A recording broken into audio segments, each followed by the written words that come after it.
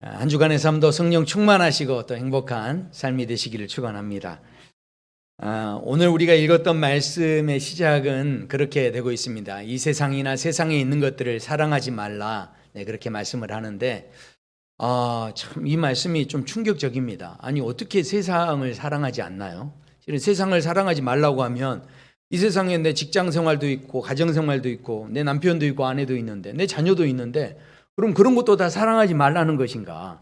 실은 생각하면 실은 이 말씀은 적잖게 우리에게 물음표를 던지는 참 이 말씀을 이해하기 참 어렵다 이런 생각을 할 수밖에 없는 그런 말씀이다라는 것이죠.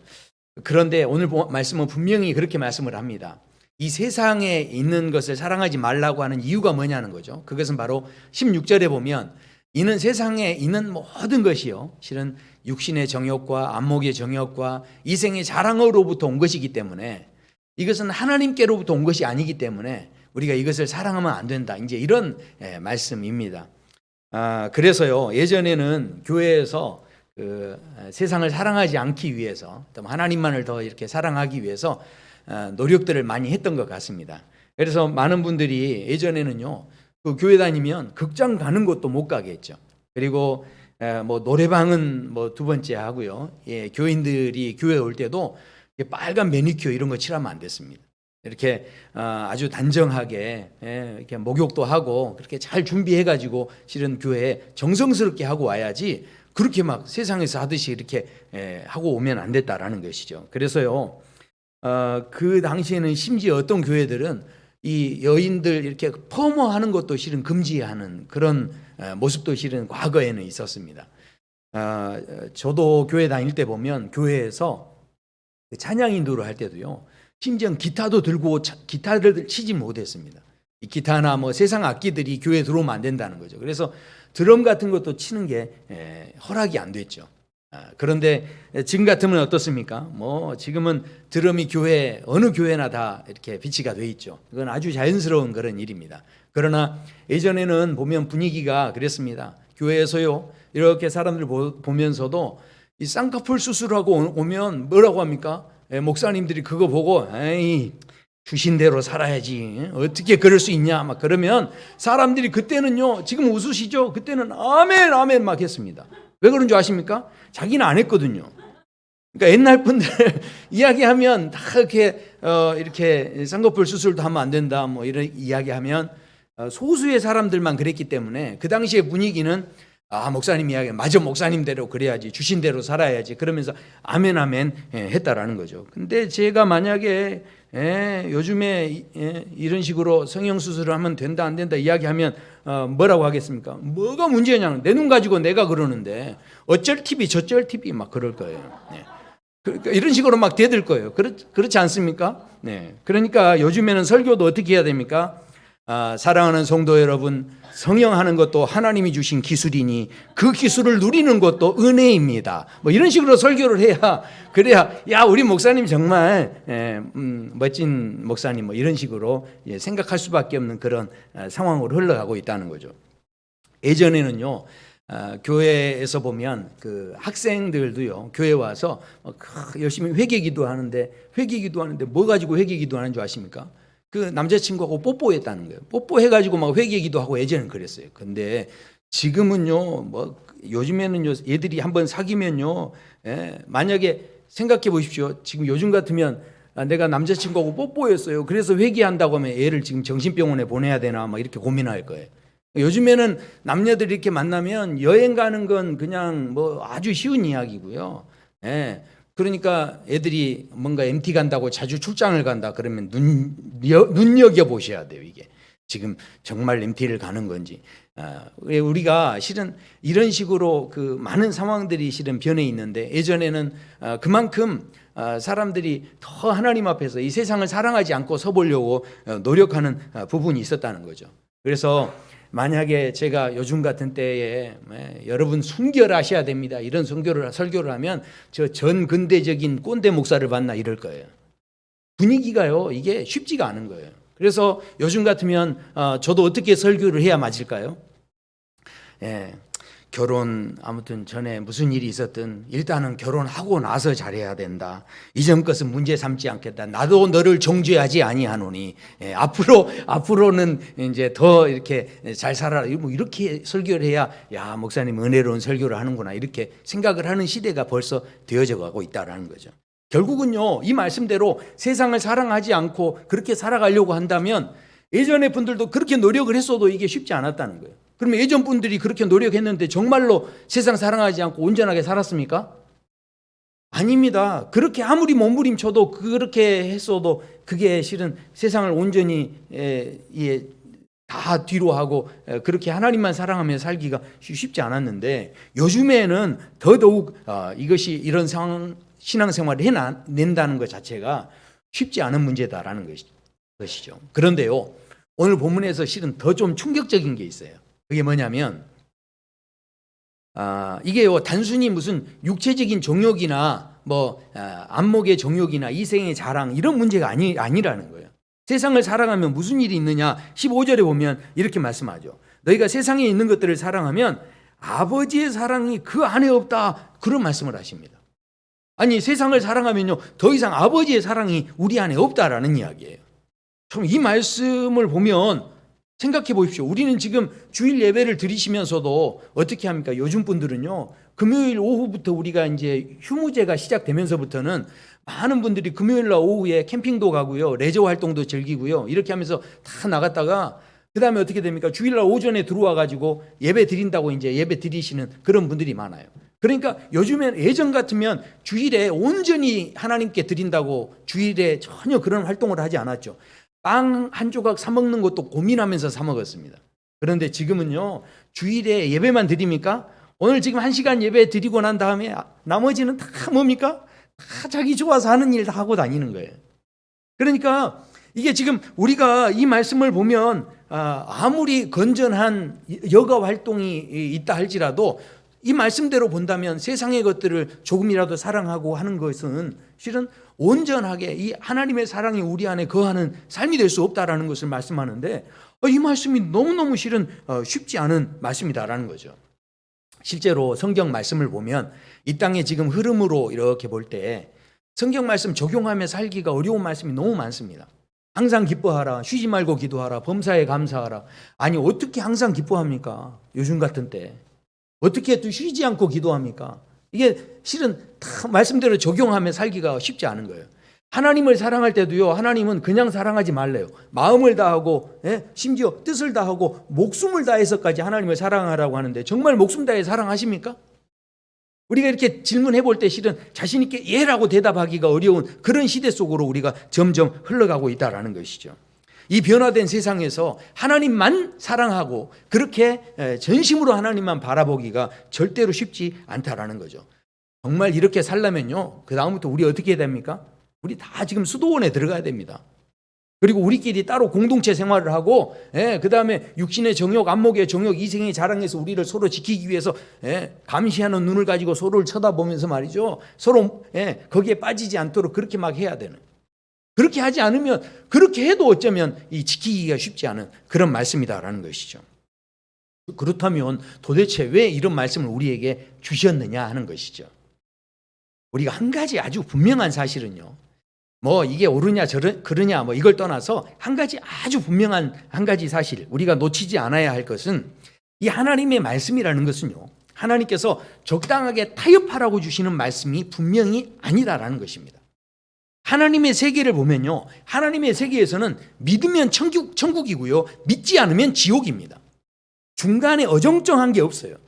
하나님께서 말씀하실 때 보면 세상에서야 그래도 60점 이상이면 되지, 그래도 70점 이상이면 되지 이런 생각이 실은 세상에 있습니다. 아니 세상에서는 한 80점 이상만 돼도 봐주겠습니까? 안 봐주겠습니까? 아니 봐주지 않겠습니까? 이게 세상의 생각이죠. 그러나 놀랍게도 성경에서는 80점, 70점만 맞으라는 이야기가 전혀 없어요. 믿으면 천국이고요. 믿지 않으면 지옥이에요. 아주 분명합니다. 하나님의 세계에서는요. 뭐라고 말씀하시냐면 하나님은 빛이시래요. 그러면 빛이신 하나님이 나타나시면 빛이신 하나님이 드러나시면 무조건 어둠은 떠나게 돼 있는 거예요. 그러니까 중간 지대가 없습니다. 회색 지대가 없어요. 하나님께서는 분명히 하나님이 그 자리를 떠나버리시면 반드시 어두움이 찾아올 수밖에 없다라는 것이죠. 그러니까 우리가 놀랍게도 성경에 보면 뭔가 적당히 하라는 말씀이 없어요. 성경에서도 보면 그래서 이 말씀을 지켜 그대로 행하라 했지, 조금 하다가 좀 힘들면 그래도 다시 한번 돌이켜서 이렇게 또 다 생각해보고 어느 정도는 좀 봐주겠다, 이런 말씀이 실은 없다라는 거죠. 말씀에 보면 뭐 거룩하게 하라, 너희 중에서 악을 제거하라, 진멸하라, 두려워 말고 믿기만 하라. 이게 적당한 게 없어요. 무조건 그렇게 기도하는 것도요, 성경에 보면 부르짖어 기도하래요. 그리고 깨어서 기도하래요. 이게 적당하게 기도하는 게 아닌 겁니다. 예배 드리는 것도 전심으로 하라라고 말씀하지 적당히 하라는 말씀이 없어요. 말씀의 모든 부분들을 보면 심지어는 감사하라는 것도요, 감사함이 넘치게 하라는 거예요. 그러니까 오히려 적당하게 하는 것보다 오히려 그것보다 더 하라는 거죠. 더 그렇게 할 때 그것보다 하나님이 더 채워주신다라는 그런 말씀을 막 하십니다. 그러니까 성경에 보면 어떤 부분에 이 정도만 해라, 이렇게 적당하게 이 정도면 돼, 이런 거 없고요, 오히려 더 했으면 되겠지, 여기에 대해서 100% 이렇게 지키기를 말씀하시지 이것에 대해서 타협하거나 적당한 선을 찾거나 하는 그런 말씀은 전혀 존재하지 않는다라는 것입니다. 오늘 말씀에 보면 그래서 뭐라고 말씀합니까? 세상을 사랑하는 게 있으면요, 하나님 사랑하는 마음이 우리 안에 없다라고 분명히 말씀합니다. 그렇다면 오늘 우리가 이 말씀을 어떻게 이해해야 됩니까? 우리가 이것을 이해하려면 성경의 처음 사건으로 한번 돌아가 볼 필요가 있어요. 왜냐하면 하와가 선악과를 따먹을 때 그때 이 선악과가 어떻게 생겼느냐. 자, 오늘 말씀해 보면 이는 세상에 있는 모든 것이 육신의 정욕과 안목의 정욕과 이생의 자랑이다라고 말씀했잖아요. 그런데 하와가 선악과를 따먹을 때 그때 상황이 이렇습니다. 여자가 그 나무를 본즉 먹음직도 하고 보암직도 하고 지혜롭게 할 만큼 탐스럽기도 한 나무인지라, 그렇게 말씀하죠. 바로 육신의 정욕, 안목의 정욕, 육신의 정욕, 이생의 자랑이 다 담겨 있는 그런 모습으로 이 선악과가 보여졌다라는 거죠. 그때 이 하와가 이 선악과를 따서 먹었습니다. 자, 먹고 나서 먹으면 어떻게 된다고 했습니까? 정령 죽으리라 말씀했죠. 자, 그러면 먹고 나서 죽었습니까? 죽지 않았습니다. 오히려 눈이 밝아졌어요. 잘 한번 생각해 보세요. 이것을 먹은 다음에 바로 그 자리에서 즉사한 게 아니고 오히려 막 눈이 밝아지고, 그래서 어떻게 됩니까? 이 사람들이요, 그 죄 한번 지었다고 해서 그 자리에서 끝장나는 게 아니고 곧바로 이 사람의 삶이 다 무너져 버리고 없어진 게 아니고 그 선악과를 따먹음으로 인하여서 이 말씀을 순종하지 못함으로 인하여서 오히려 더 눈이 밝아지게 되고, 그렇게 했을 때 죽지 않았을 뿐만 아니라 그냥 오히려 더 지혜로워진 것 같은 느낌을 이 사람들이 갖게 된 거죠. 그래서 어떻게 됩니까? 하나님을 잘 몰래 따돌려서 잘 숨어 다녔어요. 그러니까 하나님께서 너희들 어디 있느냐 이렇게 찾으셨다는 거죠. 몰라서 물으셨겠습니까? 근데도 자기들은 아주 지혜롭게 거기에 잘 숨어 다닌다라고 생각했던 거죠. 자, 그런데 문제는 뭐였습니까? 죽지 않았는데 에덴 동산에서 쫓겨났다는 거예요. 자, 한번 생각해 보십시오. 에덴 동산에 있었을 때는요, 자기가 무엇을 위해 어떻게 살아야 되는지를 분명히 하와가 알고 있었어요. 그런데 쫓겨나면서부터는 어떻게 됩니까? 쫓겨났다는 것을 이게 지금 다른 말로 한다면 자신이 살아가는 그 길을 잃어버린 거예요. 그러니까 앞으로 내가 이제 어떻게 살아야 될지, 내가 무엇을 하며 살아야 될지 그 가야 할 길과 방향을 이 하와가 이제 쫓겨나서는 어디로 가야 될지 모르는 거예요.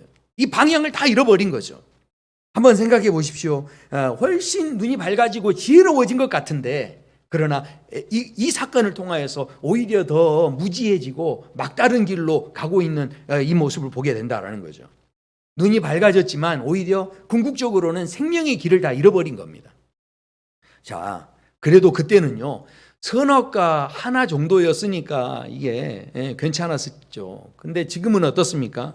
안목의 정욕이 우리를 완전히 막 지배하고 있습니다. 예전에는 텔레비전도요, 이게 보면은 예전에는 문 열고 닫고 했습니다. 그래서 문 딱 열면 텔레비전이 다 흑백 텔레비전 나오는데 얼마나 막 그게 신기했는지 모릅니다. 예. 문이 열리면요, 막 거기서 막 타잔이 나와서 하고요. 얼마나 그거 보는 게 신기했는지 몰라요. 화면이 딱 꺼지면 그 브라운관에 이게 그 자국이 이렇게 남아 있는 거 보면 그것조차도 막 신기했습니다. 그런데 지금은요, 어떻습니까? 그 텔레비전도 발전해 가지고 눈에 보는 것 자체가 HD 화질.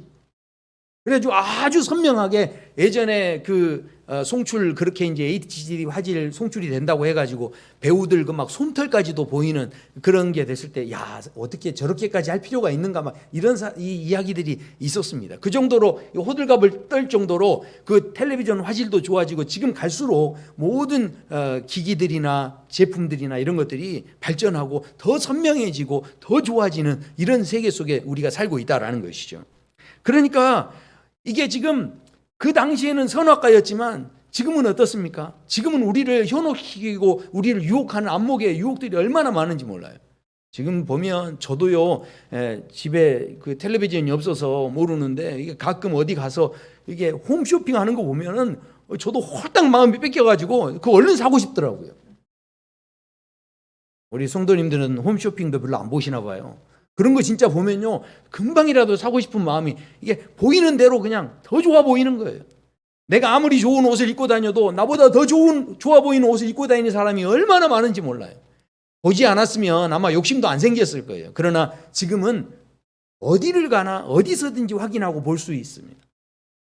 그러니까 이런 세상에 살고 있으면 우리가 더 지혜롭고 더 막 대단해진 것 같죠? 그런데 그렇지 않다는 거죠. 회원동에 지금 가보면 작년 12월 18일부터 사진전이 하나가 열리고 있어요. 근데 그 사진전이 좀 특별한 사진전입니다. 왜냐하면 이 사무엘 레이터라고 하는 사진 작가가 이렇게 사진 찍어 놓은 것들을 지금 전시하고 있는데, 지금 아마 3월 중순까지인가 아마 이제 전시회가 마쳐질 거예요. 근데 지금 세상에 많은 사람들이 이 사무엘 사울 레이터라는 사람인데, 이분이요 1923년생이세요. 그러니까 1923년에 태어나셔서 아주 독실한 그 유대교 집안에서 태어나서 랍비 교육을 받으셨어요. 근데 그 랍비 교육을 다 집어치우고 자기는 사진 작가 하겠다고 하면서 미국으로 건너가 가지고 미국에서 23살 때부터 그 사진 작가 활동을 했는데, 그런데 그 사진이요, 그 당시에는 사람들에게 전혀 알려지지 않았어요. 큰 주목을 받질 않았죠.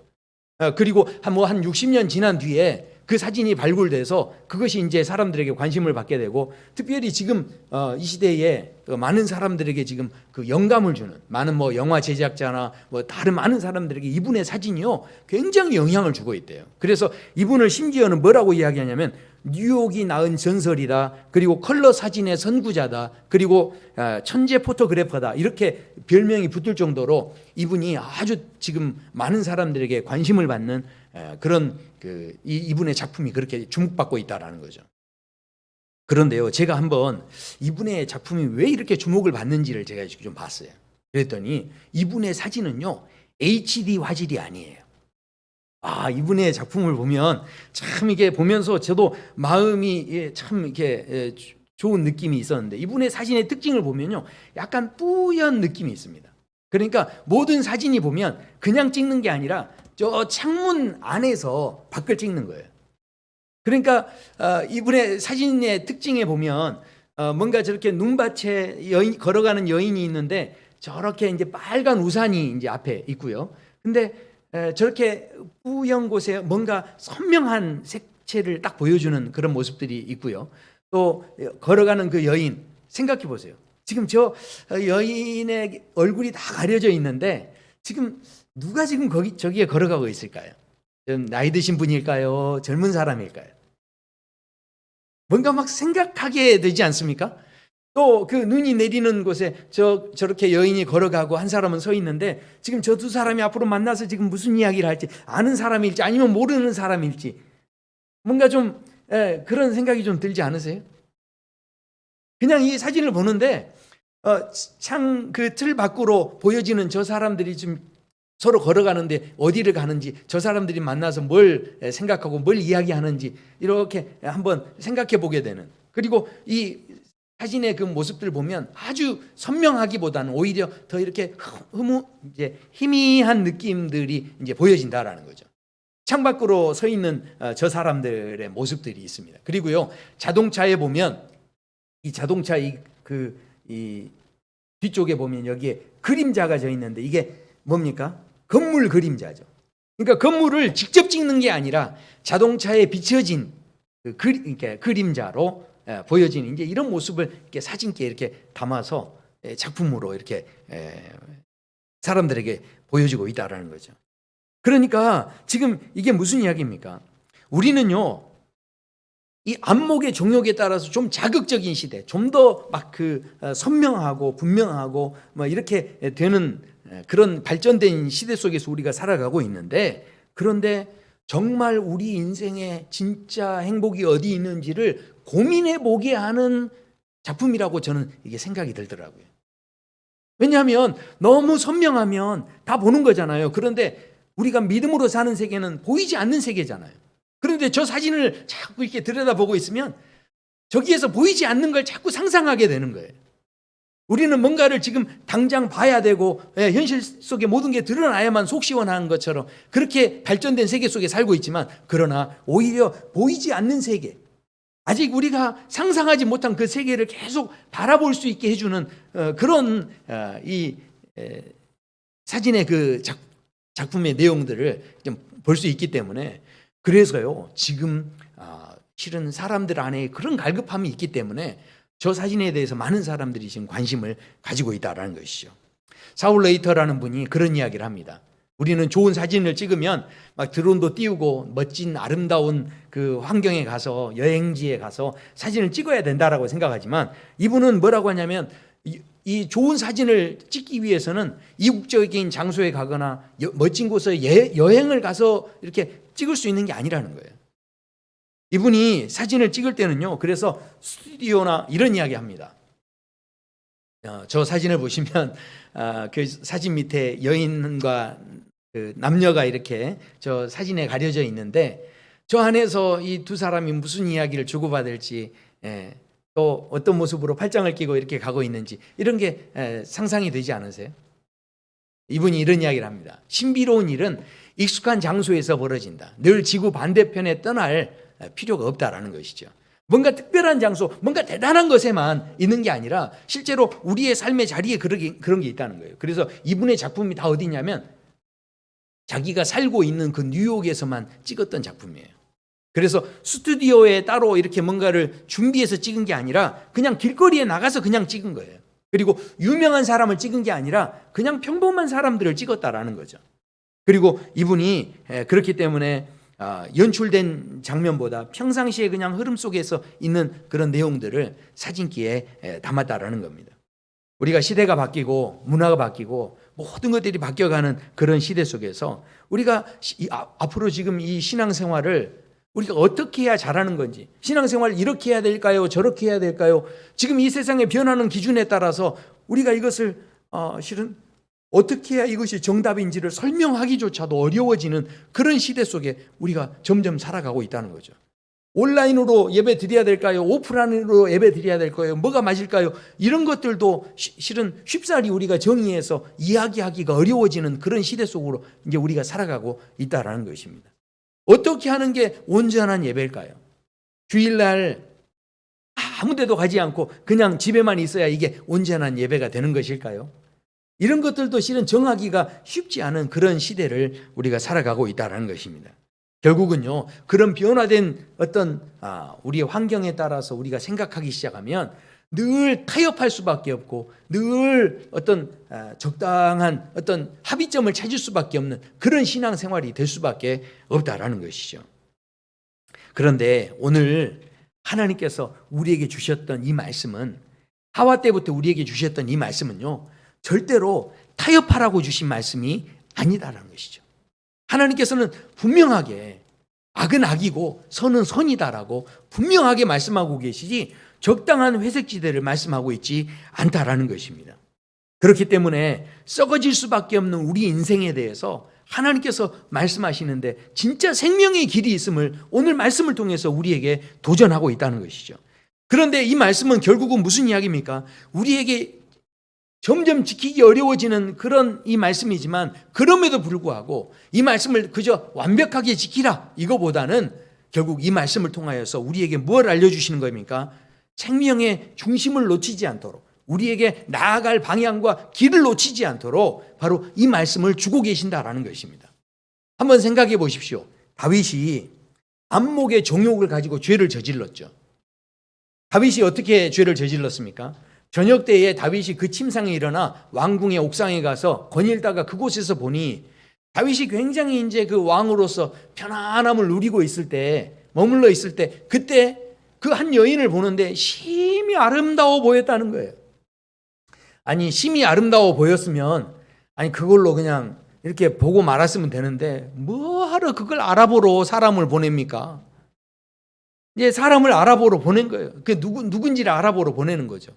그래서 그 여인을 실은 취하게 되고, 그 다음부터 자 한번 생각해 보십시오. 이 다윗이 이렇게 지금 범죄하는 그런 상황 가운데 있는데, 다윗이 지금 하나님을 사랑하는 마음이 그러면 떠났나요?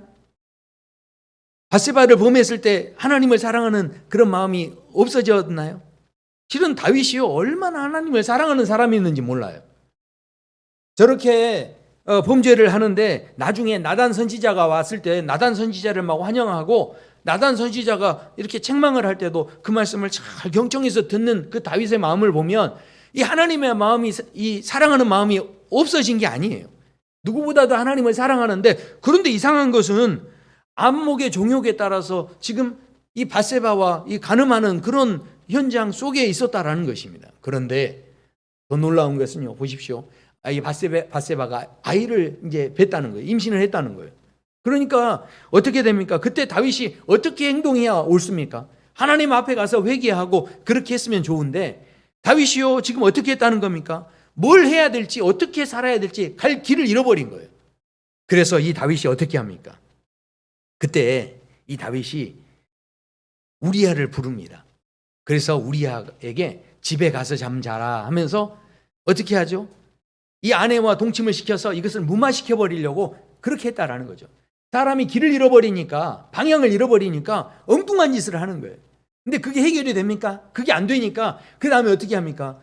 세상에 우리아를 그 적진에 이 전투장에서 가장 앞자리에 세워서 이 사람을 살인교사하는 자리에까지 이끌어 버렸다라는 것이죠.